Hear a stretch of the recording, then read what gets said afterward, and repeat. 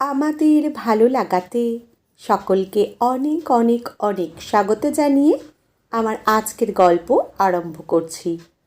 আজকের গল্প এশার শাশুড়ি মা। গল্পটি তাহলে শুরু করি। এশা বিয়ে হয়ে এসে থেকে দেখছে ওর শাশুড়ি মা রমলা দেবী কারোর নামে সুখ্যাতি করেন না, সবার নামেই নানা অভিযোগ উনি করেই থাকেন।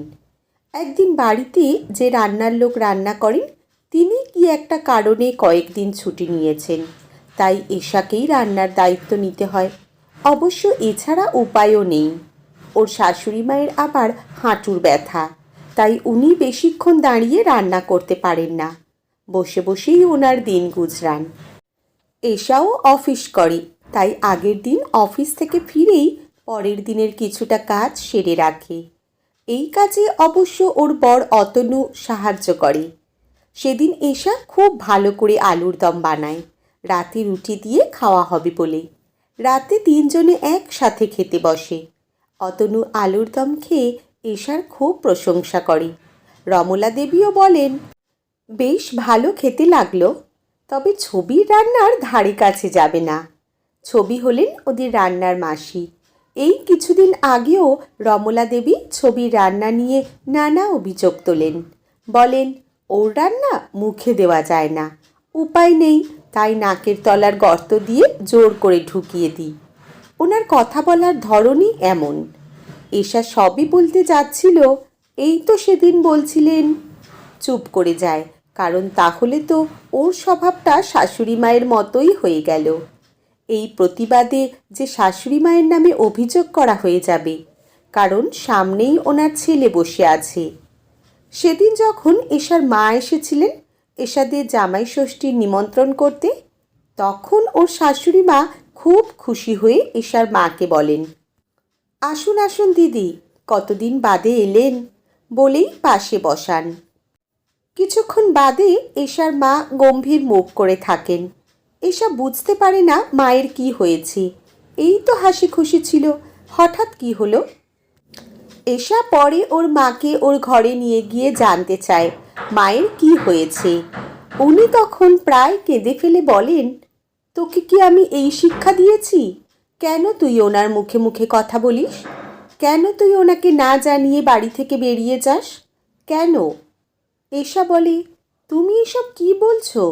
আমি কেন এমন করতে যাব? তুমি আমাকে ভুল বুঝছো মা।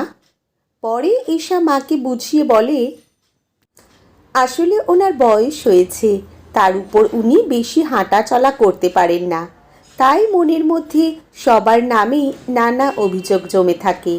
তুমি মন খারাপ করো না, আমি তোমার শিক্ষা নিয়েই ওনাকে মানিয়ে চলবো। সেদিন এশা শুনছে ওদের কাজের দিদি সরলাকে ওর শাশুড়ি মা বলছেন, আমার বৌমা কোনো কাজ পারে না, ওর মা তো কিচ্ছু শিখিয়ে পাঠায়নি, শুধু মুখে মুখে চোপা করতেই শিখিয়েছে। একটা রান্না করতে বললে কি বাজে রান্না করে। সেদিন ছবি আসেনি, তাই আলুর দম রান্না করেছিল, সেটা তো মুখেই তোলা যাচ্ছিল না। সরলা বলে, কি বলছো গো মাসিমা, সেদিনের রান্না তো আমার মুখে লেগে আছে। উনি বলেন, তুই চুপ কর, আমার মেয়ের হাতে রান্না খেলে আজীবন মনে থাকবে। এই তো সেদিন জামাইকে দিয়ে হিঙের কচুরি আর ছোলার ডাল পাঠিয়েছিল, কি তার স্বাদ।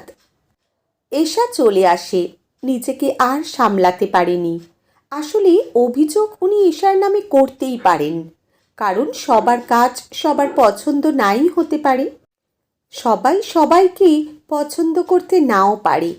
কারোর নামে অভিযোগ থাকলে উনি তাকে সরাসরি বলতে পারেন, যাতে সে শুধরে নিতে পারে। কাজের লোকের কাছে বউয়ের নামে অভাব অভিযোগ জানালে যে ওনারই সম্মানহানি হয়, সেটাই উনি বুঝতে পারেন না। এখানেই ওনাকে থামাতে হবে।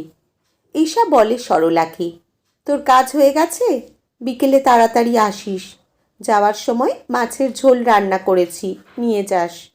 সরলা বলে, হ্যাঁ বৌদি, এখন যাই গো, এখনো একবারই কাজ বাকি আছে, বলেই হন্তদন্ত হয়ে বেরিয়ে যায়।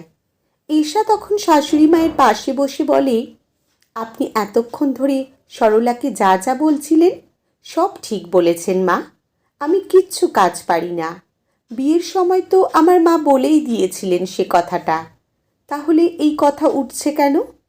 পরে আবার বলে, আপনার মেয়েকে বিয়ের আগে রান্না করে খেতে হতো, কারণ আপনি তো অর্ধেক দিন অসুস্থ থাকতেন, তাই দিদিভাই রান্না জানে। সব থেকে বড় কথা, সেদিনের রান্নাটা দিদিভাই করেনি, করেছিলেন ওর ননদ বিপাশাদি।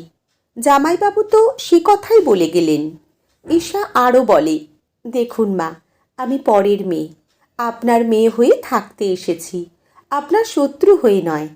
আপনার যদি কোনো অভাব অভিযোগ আমার বিরুদ্ধে থাকে, সেটা আপনি আমাকে ডেকে সামনাসামনি বলবেন, তাতে আমি রাগ করব না। এতে আপনার সম্মানও অক্ষুণ্ণ থাকবে।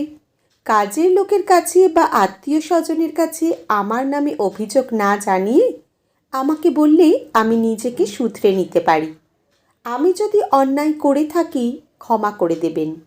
দয়া করে আমার নামে অভিযোগ আপনি অন্য কারোর কাছে করবেন না। রমলা দেবী চুপ করে যান। এশার খুব কষ্ট হয় ওনার মুখটা দেখে। এশা শাশুড়ি মাকে জড়িয়ে ধরে বলে, তুমি আমার মা হয়ে থাকো আর আমি তোমার মেয়ে, তাহলে দেখবে কেউ কাউকে দোষারোপ করতে পারবো না। আমাদের কারোর নামে কারোর কোনো অভিযোগ থাকবে না। রমলা দেবী হয়তো নিজের ভুল শুধরে নেওয়ার চেষ্টা করবেন। আজকের গল্প এখানেই সমাপ্ত। কলমে দেবিকা মিত্র, পাঠে জয়তী। ধন্যবাদ।